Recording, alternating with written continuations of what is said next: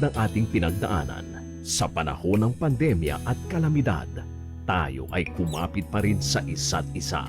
At buong tiwala ninyong ipinakita ang inyong suporta sa serbisyo at paglilingkod namin sa paghahatid ng tamang balita at impormasyon, tulong na galing sa aming puso. Kaya naman, sa latest survey ng Kantar at Nielsen, nangunguna ang mga himpilan ng RMN sa buong bansa. RMN, Number 1 sa Luzon, RMN, number 1 sa Visayas, RMN, at number 1 sa Mindanao. radyo ng buong Pilipinas. Buong karangalan ng mga radyoman ng RMN Networks ang maglilingkod sa inyo. Maraming salamat, RMN. Number 1, number 1. Wala nang iba. Radyo mo nationwide.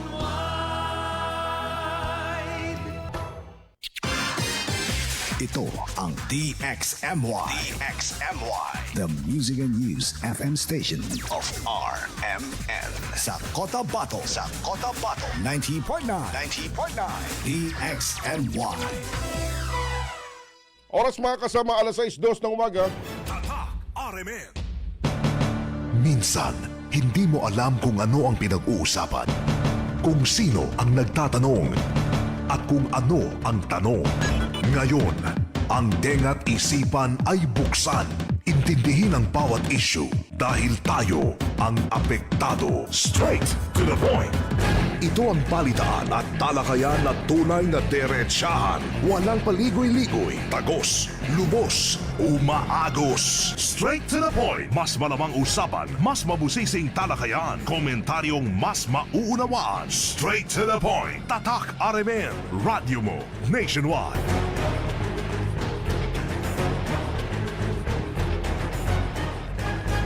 Mga kasama, umaga tayo ngayon ng Biyernes. Tayo po'y adyas sa buwan ng Hulyo 2026. Kumusta po kayo? Maasa ho kami sana ho'y nasa mabuti kayong kalagayan na sa maayos na pangangatawan. Ating programa live na po napapakinggan dito ho sa DXMY 90.9 FM sa Cotabato City, DXMY 90.9 sa Cotabato City, mga kasama. Magandang morning, Radyo Manebs. Magandang morning, Sir Erwin Mapia-Mapita, mga kasama. Assalamualaikum warahmatullahi wabarakatuh. Nakalive na din po ang ating programa sa ating Facebook page, DXMY 90.9 Cotabato, DXMY 90.9 Cotabato. Samantala sa ating pong text hotline, 0950-032-7332, 0950-032-7332. Update mga kasama sa kalagayan po ni Inday. Si Inday po na nalasa po sa ating bansa na duluto ng matinding epekto Radyo Manebs. Sa forecast po ng Pag-asa mga kasama, sa nilabas na tropical cyclone na bulletin number 10, si Inday ay unti-unti humihina na. Samantalang ito'y kanyang tinatahak yung bahagi po ng north-eastward sa karagatan po ng Batanes. Lokasyon po nito, tinatayang nasa 620 km east ng Basco, Batanes, mga kasama. Taglay pa rin po ito yung maximum sustained wind na 150 km per hour. Malapit po sa gitna mga kasama at pagbugsong abot po ng 185 km per hour. Samantalang yung kanyahong tropical cyclone wind, yung saklaw po nito abot po ng 860 km pa rin po mga kasama. Samantalang nakataas po yung tropical cyclone wind signal number 2 silang bahagi po ng Luzon, partikular sa Batanes, mga kasama at ilang pa mga kalapit na mga lugar. Samantalang yung tropical cyclone wind signal number 1 ay nakataas naman sa ilang pang bahagi ng Luzon. Samantalang dito po sa ating lugar, base po sa nilabas na advisory po ng Pag-asa mga kasama o ng Barm Ready, ang magiging kalagayan po ng ating pong panahon ngayong araw na ito, partikular yung pong sa rainfall advisory. Ano ho? Sa nilabas na rainfall advisory mga kasama ng Bangsamoro Ready, ang Cotabato City, Maguindanao del Norte, North Cotabato, bahagi ng Lanao del Sur, Sulu, Tawi-Tawi at Basilan. makakaranasan ng mahina hanggang sa katamtamang pag-ulan ngayong araw na ito. Samantala ang bahagi ng Lanao del Sur, kasalukuyan nakakaranas ng katamtaman na may mananakang malakas na mga pag-ulan, mga kasama. Samantala mga kasama, sa temperatura naman ngayong araw, naglalaro sa pagitan ng 33 degrees Celsius hanggang 25 degrees Celsius. Samantalang idinagdag din noon ang pag-asa mga kasama para sa araw ng bukas, 32 degrees Celsius hanggang 24 degrees Celsius ang temperatura. Sa Sunday naman, linggo, 33 degrees Celsius hanggang 24 degrees Celsius. Sa ngayong araw po, nasa 34 degrees Celsius yung pong magiging temperatura sa Cotabato. Sumikat naman ang araw mga kasama kanina 5:33 at lulubog naman dito sa Bangsamoro Region mamaya 6:04 ng gabi.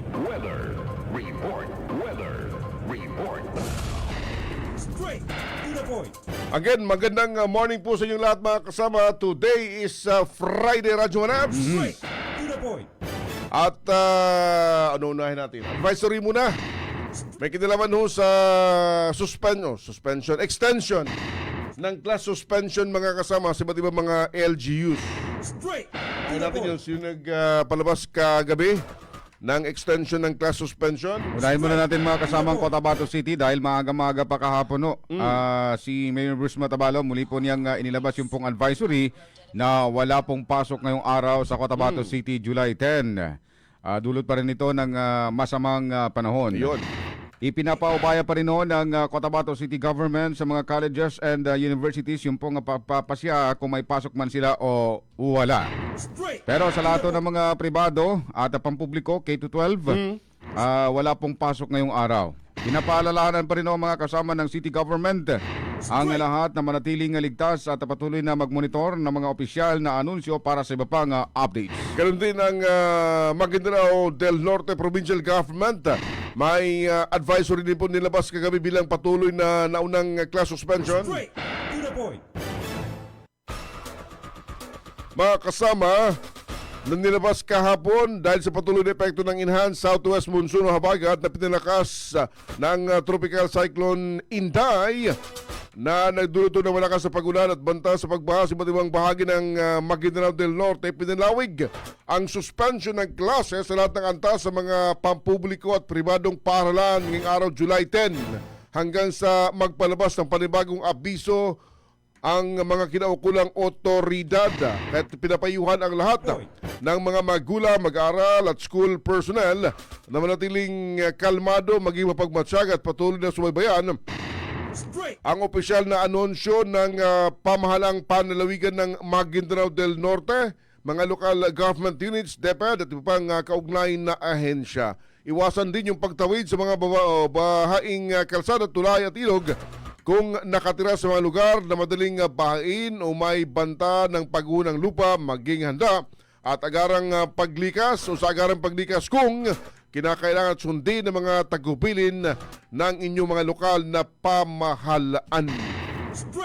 So far sa Maguindanao del Sur kasamang Sir Erwin, wala pang inilalabas ang lokal na panlalawigan. Amalang panlalawigan ng Maguindanao del Sur. Kung may extension. Kung may extension. Pero kahapon dulot nga nitong Super Typhoon na Inday, yung pong bahagi ng Barangay Tambunan sa may Talayan, Maguindanao del Sur, hindi nga nadaanan mga kasama nung pong mga maliliit o mga maliliit na mga sasakyan, motorsiklo at yung pong mga sedan, pero mga malalaking sasakyan, mga matataas o mga kasama, nakakatawid pa naman dino. And kahapon mga kasama ay nag-ikot nga sinorvey ni Mayor Nathaniel Midimbang yung pong sitwasyon na kasamang Sir Erwin sa pagbaha nga sa umabot na ng kalsada. Dahil yung pong pagbaha mga kasama, yung pong tubig ay nanggaling sa bulubunduking bahagyo ng nasabing bayan. Alam mo naman natin, basta pagka biglang uulan hindi pwedeng makontrol yung dalo ng tubig sa Jumaneps. Base po sa nilabas mga kasama na briefer ng Bangsamoro Ready. May kinalaman nga po sa naging situation mga kasama sa naepekto po ng mga ng pag-ulan simula kamakalawa ng Umaga. Kahapon. O, kahapon. Akamakalawa ng gabi. Hanggang kahapon, base po sa nilabas na advisory, mga kasama ng Bangsamoro Ready, ay meron ng 26,500 families yung affected. Marami na Radyo Manebs, ha? Meron ng 84 barangays yung apektado ng mga pagbahang ito. And meron pong 8 active evacuation center. Base po sa kanilang data, mga kasama, kabilang po sa mga tinukoy na active evacuation centers ngayon mula dyan sa bahagi ng Para, Maguindanao del Norte, sa bahagi ng Northern Kabuntalan, bahagi po ng Dato Hofer, Maguindanao del Sur. 1,234 yung pong nasa loob ng mga evacuation center. Binabagin din po ng Bangsamoro Ready, nasa 8 yung mga damaged houses. Dahil nga po rito sa mga pag-ulang ating naranasan, Radmanet. Kaya't patuloy ho tayong maging alerto, mga kasama, dahil yung bantaho ng epekto nitong mga pag-ulan ay naririyan pa rin sa ngayon. Makulimlim pa rin po yung ating papawirin. Binabanggit ho ng Pag-asa, maaring bukas ay tuluyan na hong lumabas ng Philippine Area of Responsibility ng ating bansa itong si Inday. Diba? Sabi nila, Inday, lumayo ka. Inday, sabi nila, malakas daw si Inday. Grabe talaga si Inday. Grabing naging epekto itong si Inday. Samantala, kasamang Sir Erwin sa municipality ng Pagalungan, suspendido rin yung klase. Extended pa rin yung kanilang class suspension ngayong araw. Okay. Kaya pinapayuhan pa rin yung pong private and public schools na ipinapalam na extended po yung class suspension ngayong That araw. class, Saguna. July 10. Kaya Dapan class. maging mapanuri pa rin laging nakamonitor sa lahat ng mga panahon. Oo. Dami ring mga kahapon ng umaga, after nung pananalasan nung gabi kamakalawa, matindi, ha? Yung mga dinaasang pangyari na obserbahan, Radyo Manebs. Nag-viral din yung ispalto na sinasabing bagong gawa, natanggal. Basta mo lakas ng yung pagragasan ng tubig baha. Kinaya niyang parang hinukay, parang tinanggal doon sa National Highway yung ispalto, mga kasama. Natuklap, sabi nila. Natuklap. Sige, may nagkonto. Sa Maguindanao naman, nalkat. Sabi nga ng iba, parang duduli itsura after na matuklap. May nagkonto, pag-uusapan natin yan. Maki-update tayo sa monitoring, Radyo Manebs, sa kabuuan po ng Bangsamoro Region. Ano po yung situationer po ngayon, especially yung situation ng mga kababayan nating affected. Sa nakalipas na mga oras, yung monitoring ho nila, mayroon bang mga nasaktan? Dahil may mga naiulat na, nasa kumpirma ito, may naiulat na sabing natangay ng agos, mayroong na-trap. Alam natin anong monitoring rito ng MSSD Bangsamoro Region ng Radyo Manebs. Nasa linya mga kasama ng ating komunikasyon, si Ma'am Haya Nifa Giling Makaanga, RSW. Siya po yung Disaster Response Information Management Section Head ng DRMD MSSD. Good morning po, Ma'am Makaanga. Sa DXMI po, kasama si Manager Sir Erwin Kabilbigan at Sabang po. Good morning po, Ma'am. Good morning po, Ma'am. Good morning po and assalamualaikum po sa mga tagapakinig natin ngayon. Opo. Magkiki-update kami, Ma'am, dito nga sa masamang panahon and ano po yung mga assessment ko ngayon ng MSSD. Sa ngayon po ay patuloy po kami nag-monitor doon po sa mga pamilyang apektado po.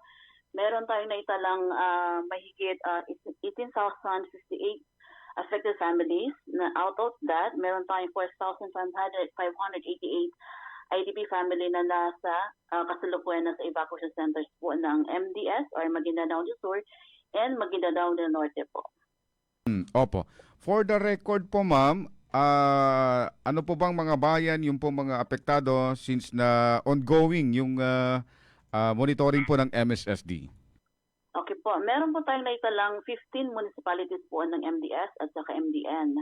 Meron tayong municipalities under sa probinsya po ng Maguindanao del Sur, Dato Hooper Ampatuan, Dato Angal Mitimbang Ampatuan, Dato Saudi Ampatuan, and then Sultan sa Barungis, Sharif Agwak, Dato Abdullah Sangki, and Gindulungan, Pandag. And doon po sa Maguindanao del Norte, meron tayong 5, Sultan Kudarat, Parang, Sultan Masura, Northern Kabuntalan, and Barila po.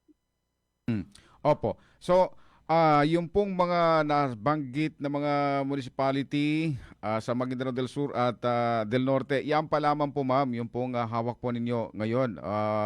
How about naman po sa ibang mga lalawigan po, like Lanao del Sur ho?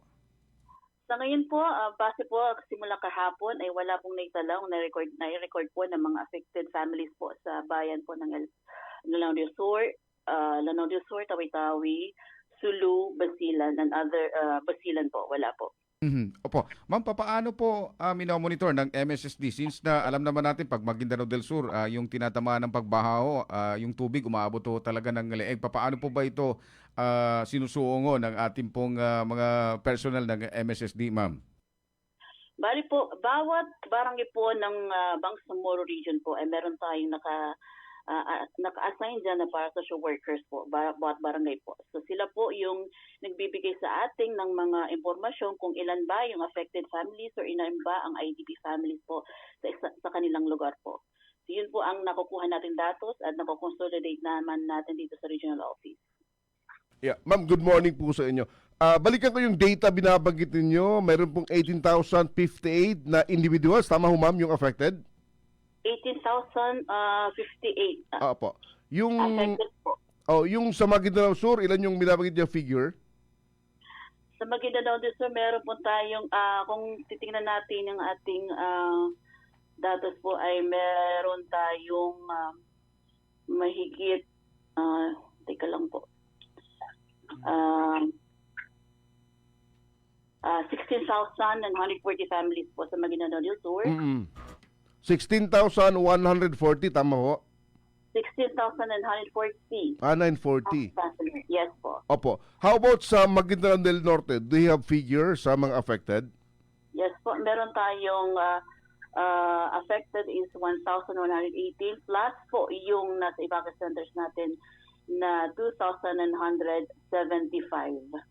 Families po yung pinag-iusapan dito ma'am, ano ho? Or individual? Families po ang pinag-uusapan natin dito po. Okay. Kumusta po yung situation ng mga yung mga individual na ito, yung mga nailikas? Kailan po sinimulang gawin po ito, ma'am, sa monitoring po ninyo? Simula kahapon po ng pagbagsak ng malakas ng ulan ay meron na po tayong na-record po na mga families na napunta na po sa evacuation centers po. Okay. So, sa Maguindanao Sur, may evacuation center ho ba? And Maguindanao del Norte, may mga natukoy? Yes po. Meron tayong identified na 8 evacuation centers po sa Maguindanao del Sur and then 11 evacuation centers naman po doon sa Maguindanao del Norte. Sa Maguindanao del Norte, meron tayong 4 po na home base. Ibig sabihin po ay nagisilong muna sila sa kanilang mga kamag-anak. Maliban po dito sa mga nagsilikas, may naiulat po ba na may mga nasaktan dito po sa panalasaw ng baha, ma'am? Ang base po sa nakuha kong record kanina, meron tayong isang missing na Barangay Tamar, Talayan po. Isa po itong senior citizen, edad na 70. Lalaki po siya po.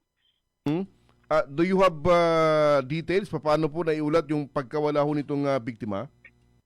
Ang alam ko lang po ay nawala siya nung kasagsagan po ng pagbaha. Kailan po ito nangyari? Kahapon po. May eksaktong oras and baka may pangalan po ng biktima, ma'am? Ang pangalan po ng biktima ay si Alibasa Akil Sanday. Alibasa Akil Sunday. Yes, Sunday. Okay. Nawala ito siya sa kasagsagan po ng most probably tinangay ho ng malakas na agos ng tubig, ma'am? Tama po, tinangay po ng malakas na tubig kahapon. Oh, from Barangay Tambunan, Talayan, tama ho yung information? Tamar, Talayan. Tamar. Yes po. Tamar, okay. Opo. So far, ito pa lamang yung naiulat na missing, makaraang tangayin po ng malakas na tubig baha. Ito lang po ang na-receive ko ng information na nawawalang tao po. Yung mga sibilyang naapektuhan, bago sila nilikas, I understand may mga initial na pakikipag-usap yung po mga personnel ng MSSD para sa, I understand, may mga debriefing na gagawin. Ano po yung mga na-experience nila? Gaano kataas yung naging level ng tubig sa kanilang mga pamayanan bago sila tuluyang lisanin, ma'am? Nung simulang pong tumuntong hanggang Bewang po yung taas ng tubig po, ay doon po nagsimula na maglikas yung mga kabahayan po, yung mga pamilya po. And then meron po din tayong kasama po sa pag-respond dito. Ang Farm Ready po ang kasama natin doon sa pag-respond sa mga pamilyang apektado po. Yun yung partner ng MSD ngayon together with mga nasa LGU. MPRMOs po, mga Ayun. MPRMOs. Aha. Kumusta po naman yung mga responders natin during the conduct ng ginawang rescue operation, ma'am? Kumusta ho sila so far? Yung responders ay kasalukuyan po, nandoon yung iba sa evacuation centers, namimigay po ng assistance doon, yung mga kailangan po ng ating mga pamilyang apektado at saka yung mga nasa evacuation centers po. And yung iba naman po ay hindi ko naman siguro masabi kung ano po kasi wala pong direkta po na nakakausap sa kanila, galing po sa Farm Ready at saka MDRM. Opo. Isang bagay pa, na-monitor ho niyo yung sinasabing isa o dalawang guro from Parang na na-trap sa kanilang eskwelahan kahapon na, ma'am? Do you have information on this? Ay, wala po akong information doon sa dalawang guro na trap po. Okay. Sa ngayon, ano na po yung intervention na ipinagkakalubo natin doon sa mga nagsilikas o na mga residente dahil yung nga po rito sa pagbaha, ma'am? Sa ngayon po, ang priority po ng MSD ay mabigyan ng agarang responde doon po sa mga pamilya na nasa evacuation centers. And then ngayon po sa Parang ay magkakaroon kami ng pamimigay ng hot meals o warm meals doon sa 1,200 families. And then meron po kaming ibibigay din na intervention sa MDN na rice and food packs na doon po sa pamilya na 3,229. And then hygiene kits po, as well as sleeping kits po. Opo. So sa ngayon, ma'am, Makanga, kumusta po yung situation po ng baha? Yung situation po ng baha kasi intermittent po yung pag-ulan hindi natin masasabi na bumababa na or tumataas pa. So ngayon po ay kalmado na kasi hindi naman masyadong umulan kagabi at ngayon. So in-expect po na baka bumababa na po yung level po ng baha. So, ang pamunuan ng Ministry of Social Services and Development po, ma'am, ano po yung direktiba ho ni Minister Jajuri, ma'am? Patuloy po ang koordinasyon po namin sa mga bawat LGUs po na apektado po ng pagbabaha at continue pa din po yung monitoring doon sa flooding sa mga areas na meron pong pagbabaha. And then patuloy po yung support namin sa mga affected families, lalo na po sa mga IDPs na nasa evacuation centers po. Opo. Ma'am, isang bagay pa po, ma'am, kung sakasakali pong may mga individual, grupo o organization nung makikipag-koordinasyon po sa MSSD, may contact number po ba na maaari po nilang madirect po sa MSSD, ma'am? Yes po, pwede ko po ibigay ang aking numbers since ako po yung section head ng information sector. Sige po, ma'am. Pwede po nila contact sa number na 0915-594-6361. Pakiulit po, ma'am, para po sa mga late o hindi nila nahabol. 0915-594-6361. Ayun. Malino po, ma'am. Isang bagay pa, ma'am, may naiulat din na 2 months old na bata na isinilid sa isang ano ba yun? Parang plastic na, hindi naman yung karton, parang plastic sa kasagsagan ng paglikas. Do you have information on this? Kumusta na po yung kalagayan mo niya dyan sa bahay ng Parang? Ngayon po ay nasa MSWO po ito na informasyon. Hindi pa natin nakuha full information ito. kukunin pa natin kung kumusta na po ang kanyang kalagayan. Ayun. But so far as MSS is concerned, itong mga figures na binanggit po ninyo so far, so good sila sa mga sandaling ito. Yes po. Patuloy po kami nagmo-monitor ngayon sa mga kalagayan po ng ating bawat LGU po na kasama po doon sa pagbabaha. Okay. Sige po. Kayo po nagpapasalamat, ma'am, ng marami sa oras information. Baka meron ho kayong mensahe na naisong iparating sa mga tagapakinig natin or even sa mga local government units po na nakamonitor kasunod po ang ating situation ngayon. Nasa inyo po yung pagkakataon, ma'am. Sige po. Ang MSSC po ay patuloy po nakikipag-ugnayan po sa inyo sa mga LGUs po na apektado na baha, at ang MSSC po ay patuloy po nagbibigay ng suporta doon po sa mga pamilyang apektado po. And then kung meron po kayong mga katanungan or gustong iparating sa atin, mangyari lang po ay bumisita sa aming opisina or tawagan or i-text ang base po doon sa binigay kong number. Ayun. Ma'am Hayanifa Makaanga, maraming salamat po sa oras impormasyon na hindi pong ibinahagi sa ating pong mga tagapakinig at tagapanood. Ingat po kayo, ma'am. Ingat din ho Opo. kayo. Maraming salamat po. Salamat. Salamat na marami.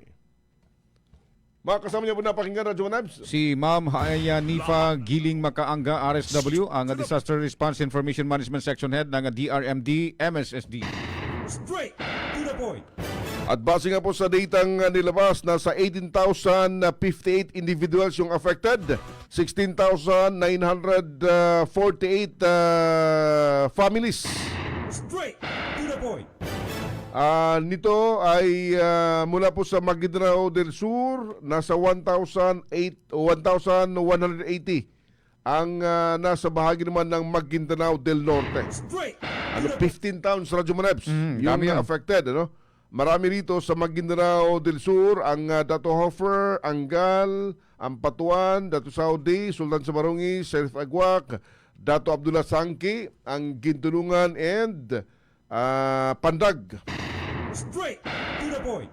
Samantalang sa Maguindanao del Norte, Sultan Kudarat, Sultan Mastura, Parang, Northern Kabuntalan, and Barira. Straight to No, the yan point. ho yung mga affected ng mga pagbaha, mga kasama. And meron nung naiulat na missing na 70-year-old na senior citizen mula sa bahagi ng barangay Tamar sa Talayan ho ng Talayan, Maguindanao, mga kasama. Sinasabing tinangay daw po ito ng rumagas ng tubig baha. Straight to the point. Si Alibasa Akil Sanday. Sanday. Yeah, Sanday. Yung sinasabing tinangay ng Straight rumaragasang na tubig, mga kasama. Wala, as of this time, wala pang dagdag na information to the point. sa ginagawang paghahanap, mga kasama, dito sa na-missing na kababayan natin mula dyan sa bahagi ng Maguindanao del Sur. At kaugnay nga nito kasamang Sir Erwin, yung kaniyang kamag-anak dito na pa-PM na rin sa live na ho natin mismo, si Okay. Ma'am Hadja Nur Sanday. Sabi niya nga kasamang Sir Erwin, pinsan niya yung tinangay nga ng malakas na pagragasan ng tubig dyan sa may barangay Tamar. Hanggang ngayon daw, sabi niya kasamang Sir Erwin, hindi pa rin natatagpuan. Straight to the Yeah, subukan natin makakuha ng dagdag information paano ba tinangay ng rumaragas ng tubig itong si Lolo, mga kasama. straight. Mula ho dyan sa bahagi ng Barangay Tamar sa Talayan, Maguindanao del Sur. Samantala mga kasama, update lang po natin sa class suspension ngayon pong July 10 sa Sultan Kudarat Province muna tayo. Okay. Lahat ho ng mga levels, private and public, ay suspendido. Samantalang sa North Cotabato naman, all levels pa rin ho. Public and private, suspendido. Ang mga lugar, bayan ng Banisilan, Alamada, Alyosan, Pigkawayan, Pikit at ang Carmen. Sa BARM naman, all levels pa rin ho. Itinaas yung pong sinasabing class suspension. Okay. Public and private, ang Maguindanao del Sur, ang napalobo dito, Maguindanao del Sur at Maguindanao del Norte. Sa SGA naman mga kasama, ganon din all levels, public and private, ang Pahamo din at ang Kadayangan. Straight. So halos lahat ho ng mga probinsya dito sa atin at Bangsamoro Region ay suspendido po yung pasok ngayong araw na ito. Dahil nga po sa ating pong situation. Makulimlim pa rin, may mga manakanakang mga pagkambon, minsan malakas na pag-ulan, Radyo Manabs, Straight. yung ating nai-experience. Pero point. Kung yung pasok ngayon ay suspendido To the point. sa Cotabato 3, mga kalapit na lugar, kung Straight. suspendido man kayo, yung pong Milo Suki check ng DXMY tuloy-tuloy. Hindi suspended ngayong araw. Oo. To the point. Kung mula numaro man yan. Yeah. Kaya, Milo pa rin, everyday. Naghanda ka na ba ng payong? Straight. To the point. Radyo Anjol, may payong ka ba? Straight. To the Okay. point. So, handa na ang DXMY team. Straight. Ngayong araw, ano? Straight. Bagamat may class suspension, itong ating Milo Suki check kay hindi suspendido. Tuloy-tuloy. Yung pong ating event ngayong araw and then bukas, yung ating pong Milo Champion Energy Race. Straight. Dito sa Milo Suki check ngayong araw, mga kasama, Straight. To the point. iikot po yung DXMY team ano sa mga identified barangays. Ano, may pinili mga barangay na bibisitahin po ng DXMY team. May ng konti, lalarga na po yung team mga kasama Straight. To the para po kumatok sa inyong bahay. Ha? straight. So ngayon pa lamang, dapat may mga Milo products na kayo sa inyong mga bahay na ipapakita. Pag nakatuko kayo maya-maya ng konti, pag nakatok po yung bahay po ninyo, ang unang hanapin ni sino ba manguna? Si Radyo Manjul at saka Radyo Mandaisy mamaya. Straight. To the point. Meron ka bang Milo products? Straight. Kung meron ka, ipakita. And then pag naipakita, yun, may chance ka ng manalo dun sa ating mga exciting games. And tatanggap po ng exciting prizes, mga kasama. Straight. To the Ano pa yung point. mga barangay pupuntahan mamaya-maya ng konti Kaya Radyo tabangan Manebs? na, mga kasama. Sa barangay Poblacion Poblacion Mader. Poblacion Mother. Poblacion One. 1. And then Rosareds 10 at... Poblacion 2 ka muna. Poblacion 2, meron pa pala, no? Oo, Poblacion kama- 2. Oo, yan. Para hindi tayo tatalon. Poblacion 2, and then... RH 8. RH8. Isa. RH 10. 10. Yun. Sa Malagapas. 5 barangays yung iikutin po ng DXMY team. Kasama ho si Milo para po sa Milo Suki Check ngayong araw, mga kasama. Okay? Ngayon pa lang, ihanda po yung mga Milo product na inyong ipakita. Pag kinatok yung bahay po ninyo, may premyo, may cash, mayroon pang gift pack galing kay Milo Radyo Manebs, mga kasama. So kita-kits may ng konti. Team DXMY kasama po yung Milo Energy Milo, mga kasama. Straight. Okay? To the point. Oras natin 6:36 na po ng umaga. Straight. To the point.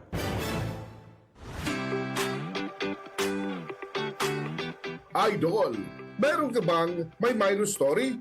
Kwento ng batang Milo champion ba yan? Well, ito na ang balita at siguradong magpapasigla sa inyong araw. Ang Idol Suki Check ay paparating na sa Cotabato 3. Mga idol natin sa Rosareds number 8, Rosareds number 10, Mother Barangay Poblacion, Poblacion 1 at Poblacion 2. Maghanda na kayo. Kakatok sa inyong mga tahanan ang DXMY RMN team ngayong July 10.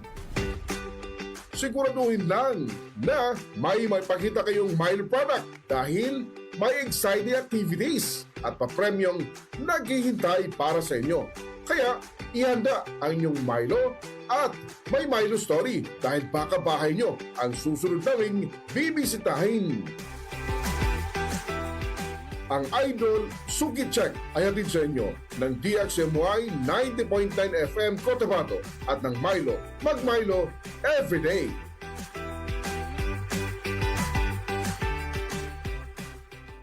Happy Fiesta! Kaso, fiesta po ng akong body pain. Na ay extra nga panlaban ana ang nailhan nimong Alaksan. Extra maayo na. New Alaksan Extra. Karon up to 3 times faster kaysa Alaksan FR. Extra paspas, extra maayo. Bagong Alaksan Extra. Paracetamol ibuprofen is the generic name of Alaksan Extra. If symptoms persist, consult your doctor. Ang kilala mong Alaksan, Hindi ko extra mapiyan galing na. Up to 3 times faster versus Alaksan FR. New Alaksan Extra. Happy Fiesta! Kaso, fiesta po ng akong body pain. Na ay extra nga panlaban ana ang nailhan nimong Alaksan. Extra maayo na. New Alaksan Extra. Karon up to 3 times faster kaysa Alaksan FR. Extra paspas, extra maayo. Bagong Alaksan Extra. Paracetamol ibuprofen is the generic name of Alaksan Extra. If symptoms persist, consult your doctor. Ang kilala mong Alaksan, extra galing na. Up to 3 times faster versus Alaksan FR. New Alaksan Extra. Magkaiba man tayo ng karanasan, pareho naman ang gusto natin bilang Bangsamoro. Kapayapaan! Trabaho at oportunidad. Mas magandang kinabukasan! Kapag magsama-sama ang iba't ibang boses, mas lumalawak ang pag-unawa at pagtutulungan. Kaya ang Bangsamoro Federalist Party ay binubuo ng mga dating revolusyonaryo, mga lingkod bayan at ng iba't ibang sektor ng lipunan. Dahil sa pag-angat ng Bangsamoro, dapat lahat kasali. Bangsamoro Federalist Party. PFP. For Bangsamoro. Para sa Bangsamoro.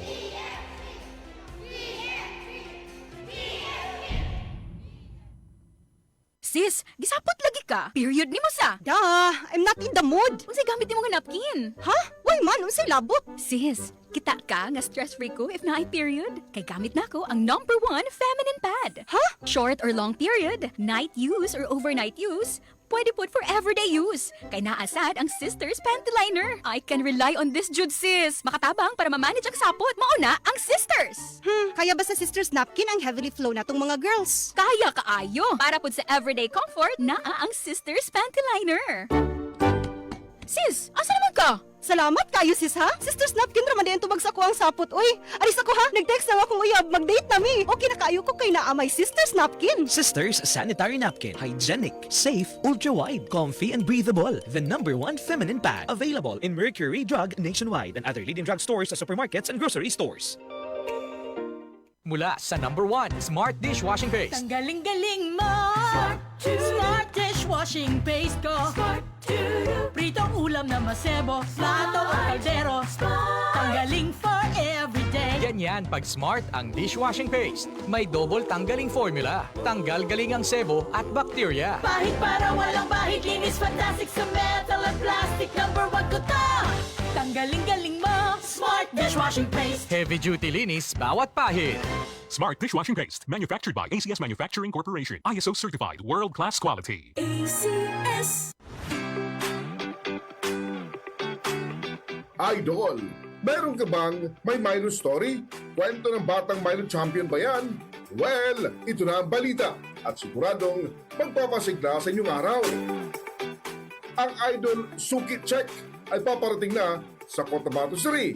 Mga idol natin sa Rosarets No. 8, Rosarets No. 10, Mother Barangay Poblasyon, Poblasyon 1 at Poblasyon 2. Maghanda na kayo. Kakatok sa inyong mga tahanan ang DXMY RMN Team ngayong July 10. Siguraduhin lang na may pakita kayong Milo product dahil may exciting activities at pa-premium naghihintay para sa inyo. Kaya ihanda ang inyong Milo at may Milo story dahil baka bahay nyo ang susunod naming bibisitahin. Ang Idol Suki Check ay hatid sa inyo ng DXMY 90.9 FM Cotabato at ng Milo. Mag-Milo everyday.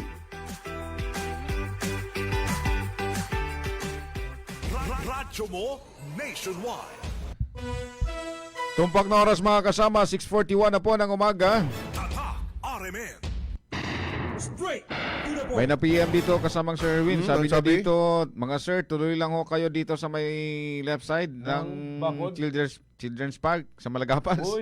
May mga kabayan din dito. Masugid po kaming taga-subaybay ng DXMY RMN at may Milo products din po kami. Thanks po, sir. Sige. Sana makarating tayo rin, ha?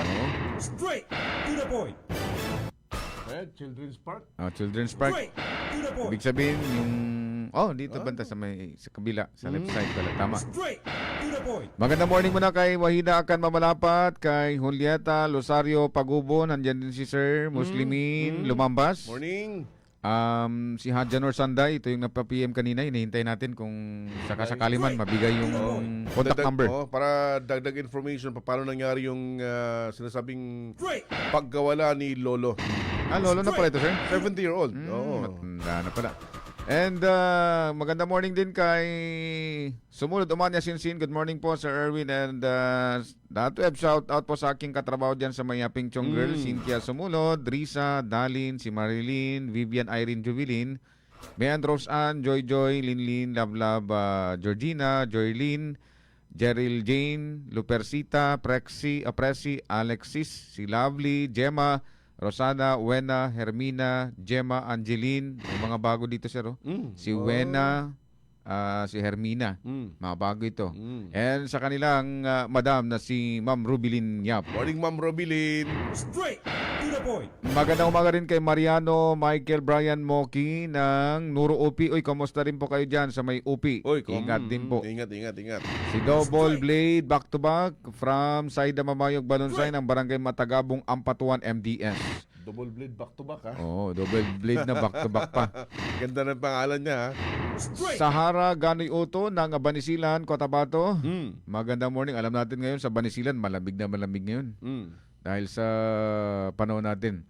Si Toto Tabingo Caldeo, good morning po Sir Erwin.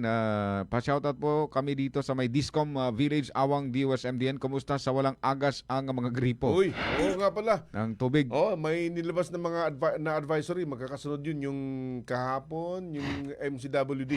Straight to the point. Tubig, buti na lang may tubig ulan sa bagyong Inday. Keep safe po sa mga low-lying areas sa ating mga lugar. Yeah, sa mga kumukuha ng tubig sa MCWD,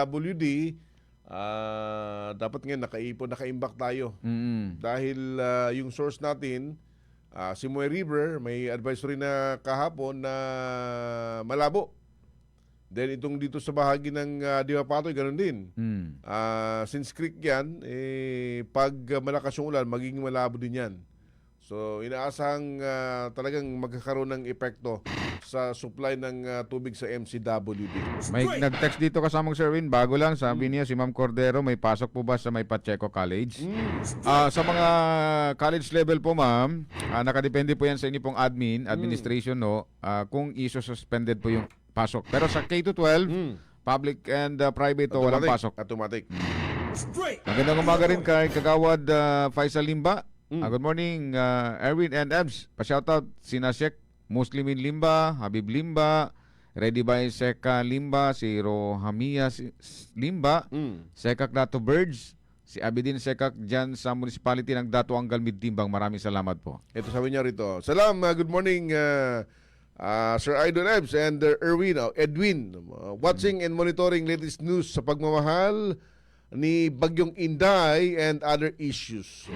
Yan na siguro yung sabi ni Chief of Staff ni Vice President Sara Duterte. Bakit naman nasabi mo? Sabi niya, mag-ingat sa hagupit ni Super Typhoon Inday. Straight to the point. Si Farid Abdul Rahman Impal ng Upper Tabiran, Kabuntalan MDN. Good morning. Si Julie Lu Katubig Bukles. Good morning po Sir Erwin and Sir Ebs. Pabati Sabi po niya, ng happy birthday to Ate Willie Uy, Katubig. happy birthday Ma'am Willie. To the point. Si Abdul Moksi Gumander ng Jansan. Si John Vincent Samson. Good morning din. Good morning, si Dato morning. Teng Latip. Salam, good morning Brad SM and Brad Ebs. Kasama ko nakikinig si Mrs. Bay sa Ada Mastura Datumanong Latip ng Poblacion 1, Cotabato City. Morning admin. Sino si admin? Si Dato Teng Latip. Dato Teng Latip pala. Morning din kay Sultan Badjo Mampon. Oo. Tsaka sa kanyang butihing may bahay si Madam Bay Monalyn. Nakatutok rin sa atin oras-oras, araw-araw. Morning po Si Ansari Pakil. Good morning din na Manili Carmen, Cotabato. Si Obing Leonson. Morning din po Kuya. Dito po sa may Poblacion 2. Si Ricky Mofastan, Fioga Fawen. Po mga Sir Poging Idol, always nakikinig sa radyo. Every programa po ninyo. Ingat po tayong Good lahat. morning. Straight to the point. Sige. Babalikan natin yung mga pagbati may ng konti. Report mo tayo, Radyo Manebs. Sige. To the point. Oras na natin mga kasama, 6:47 na po ng umaga. Media orientation para sa BRMM Pulse. Matagumpay na idinauso sa Cotabato City. Detalye ng balita, Radyo Man Daisy Mangod. DXMY. RMN Report.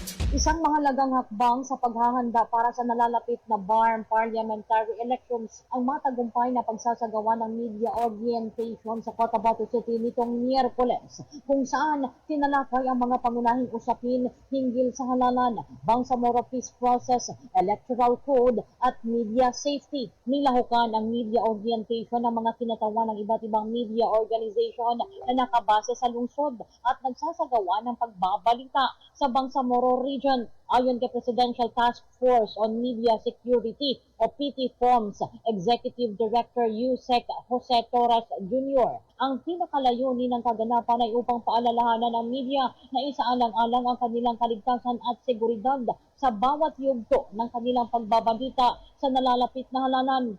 Itaguyod ang tama, patas at responsableng pagbabalita sa September 14, 2026. In preparation for the BARM election, ang main purpose talaga natin is to remind our journalists who will be covering the elections na maging safe and secure. Kasi naranasan naman natin in the past so many years na during elections, andyan yung tension, andyan yung mga threats against the media, andyan yung napapagitna yung media. So we should be aware, kahit yun alam naman na natin yung sitwasyon, kailangan nating ma-remind ating mga sarili.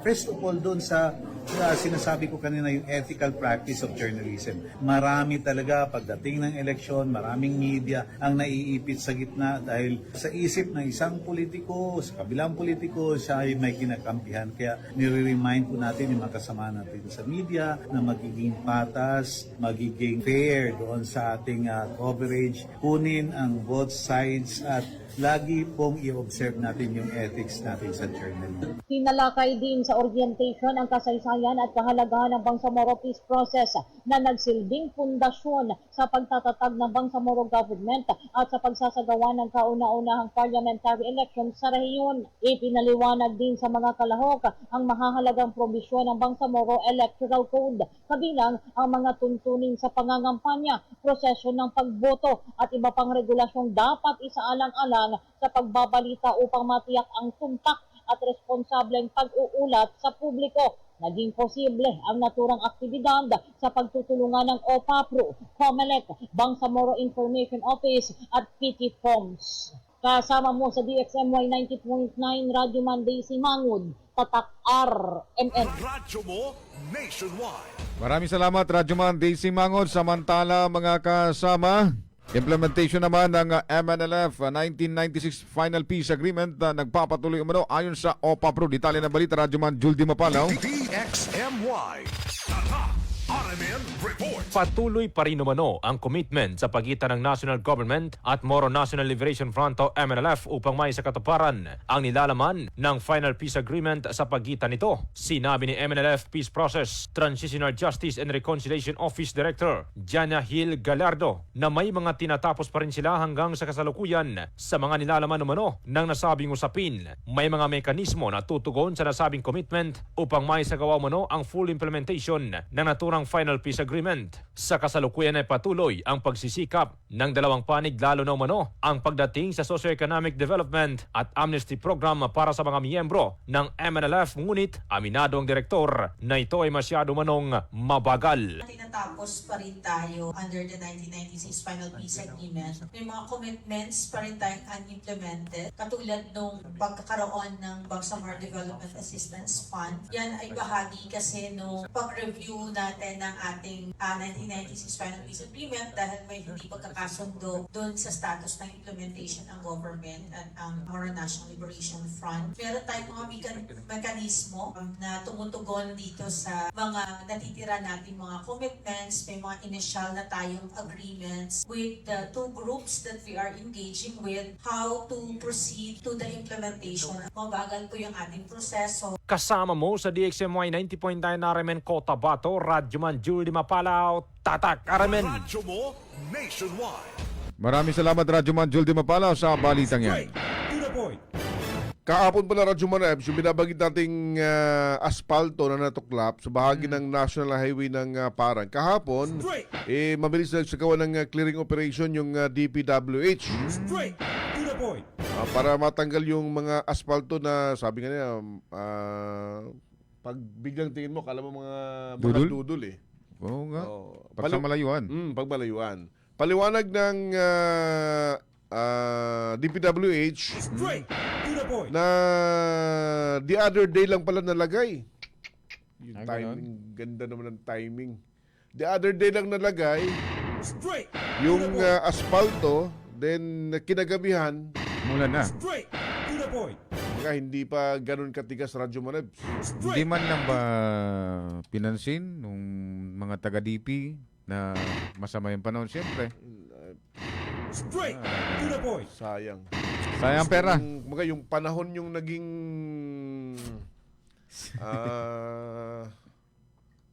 anyway, hindi natin wala natin magawa, natanggal na eh. Oo. Dahil nga sa kalamidad. Straight to the point. Mabilis yung pagkalat ng impormasyon kasama si Erwin nung pinost na sa viral Facebook. Straight to the point. Sa pahayag ng DPWH, yung nilagay na asphalt overlay na nagkataong yun nga,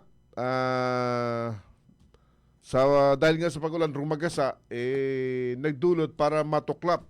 Ibig sabihin yung pagkapit niya kasamang si Erwin, hindi masyado siyang naging pulido kasi nga malamig yung panahon and then biglang umulan. Ay siguro may mas dagdag na paliwanag dito yung DPWH. Dahil nga sa pangyayaring ito, alam natin yung mga asphalt overlay, pag nilagay yan, yung paglagay ng asphalt overlay, pagbuhos, may kasunod na mga pison. May pison yung Radyo Manebs eh. Ginagamitan ng pison yan para ma-flat talaga. Straight to the point. Yun nga lang, Straight to the point. kinagabihan, bumuhos yung malakas na ulan. Straight to the point. Sayang. Parang Dahil para matuklap. siguro kasamang Sir Erwin, parang sinubok lang ito ng ng panahon. Ng panahon. Na sige nga, subukan natin kung matibay ka. Straight to the May point. mga ganyan na pangyayari. Hindi natin alam na yung panahon na mismo ang nagsasabi. Panahon yung naging ano ba, kalaban ba or gustuin mo mang siyempre nilagay mo yung asphalt yun para mapaayos yung kalsada, pero dahil nga sa ulan, masamang panahon, yun yung naging dahilan para muling sirain. Straight to the point. Anyway, sige po, hoping na pag bumalik na yung uminit na Radyo Manebs, muling malagyan para sa kapakanan ng mga road users natin. Straight. May saayos. Straight to the point. Yung natuklap na mga aspalto. Straight to the point. Samantala, mga kasama, sa patuloy pa rin na monitoring ang Bangsamoro Government, ang Office of the Chief Minister. Pinanatili pa rin nila yung pong blue alert status ng Emergency Operations Center. Kung saan sinabi nga ni Chief Minister Abdul Rauf Magakuwa na na-deploy na yung mga quick response team dyan sa May Parang, sa Talayan, and nagpapatuloy rin yung kanilang 24/7 weather at incident monitoring mga kasama. Kasama ko dito ng Office of the Chief Minister sa mga pag-responde ang PDRRMO, ang Bangsamoro Ready, at kasama na rin ang ating PNP at ng militar, and ang Western Mindanao Command. Kasama rin nila yung sa monitoring na ito. Army Marines Radyo Manebs. Ito talaga tulong-tulong sila para tulong-tulong yung lahat ng mga ahensya ng gobyerno para sa ginawang rescue. Straight to the point. Dahil nga po sa epekto, maging dun sa pag-distribute ng mga tulong Radyo Manebs. Ito yung naging katuwang ng ating mga ahensya ng gobyerno. Straight to the point. Kahit ingat ho kayo hindi lang dun sa mga kababayan ho natin na affected ng mga pagba, kundi may yung mga responders din natin. Straight to the point. Dahil sila yung sumusuong, mantakin mo yung iba nga, Radyo Manebs, dahil nga tayo bilang mga sibilyan, pag malakas yung baha, abot na ng baywang or yung iba abot ng leg, yung instinct natin ay lisanin yung lugar para ma-save yung ating buhay. Pero yung mga responder natin, yung papasok yung mga sibilyan palabas, papasok sila, sinusuong nila yung malakas na agos ng tubig, malalim na tubig para iligtas ho tayo. At ingat ho kayo sa lahat ng pagkakataon. Samantala, kahapon din kasamang Sir Erwin, quote din itong naging komento o kaya naman post ni Vice Governor. Bakit? Ng Maguindanao del Norte, Dato Marcial Sinsuat, yung pong mga barangay kapitan. In Maguindanao na kanyang pagkakabanggit kasamang Sir Erwin. Ano sabi niya? Mga barangay kapitan, pamanguli ka no sa barangay no.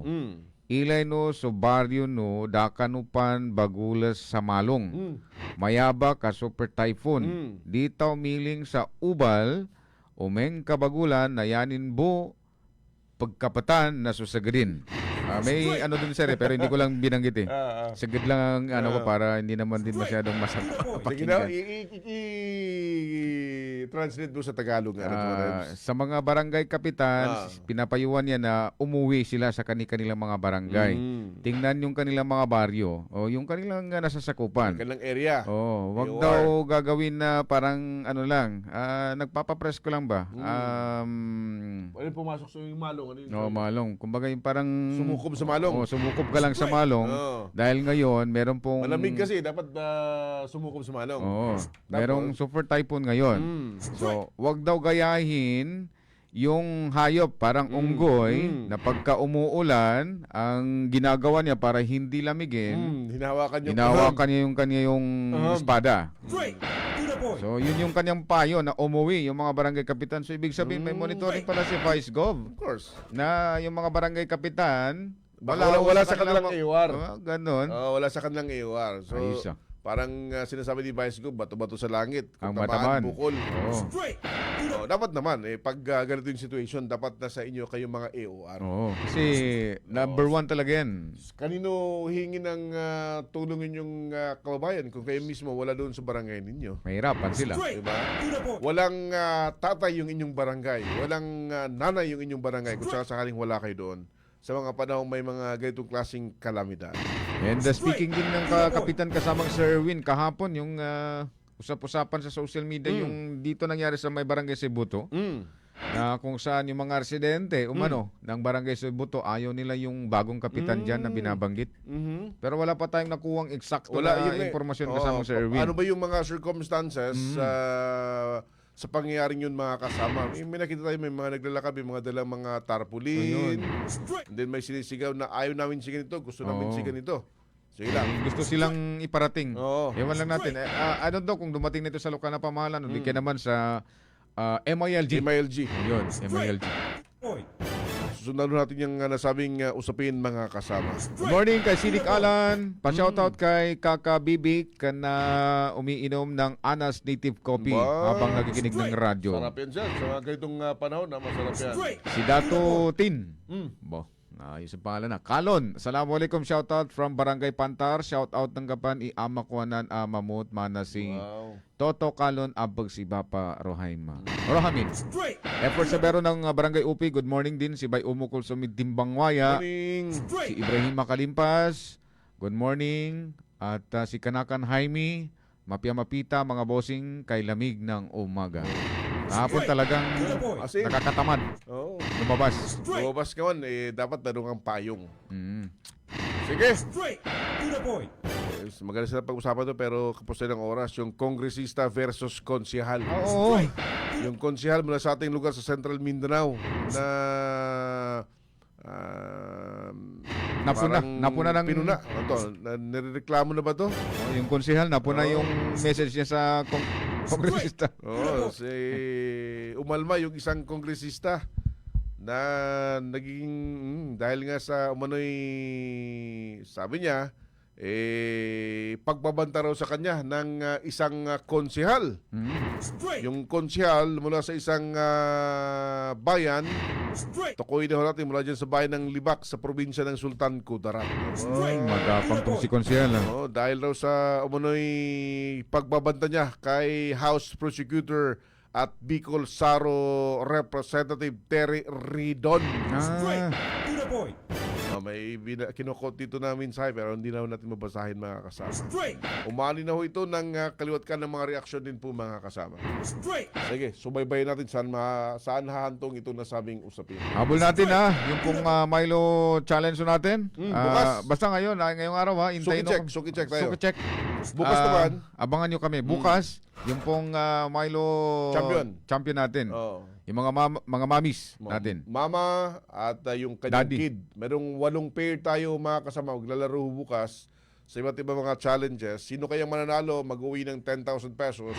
Samantala yung mga audience, wag ho kayong mag-alala. May chance din ho kayong manalo sa papremyo. May cash na ibibigay, may mga items din pong ipamimigay si DXMY at Mile bukas. Diyan sa covered court ng Bliss Project sa Rosarets number 8, Notre Dame Village. So yan mga kasama.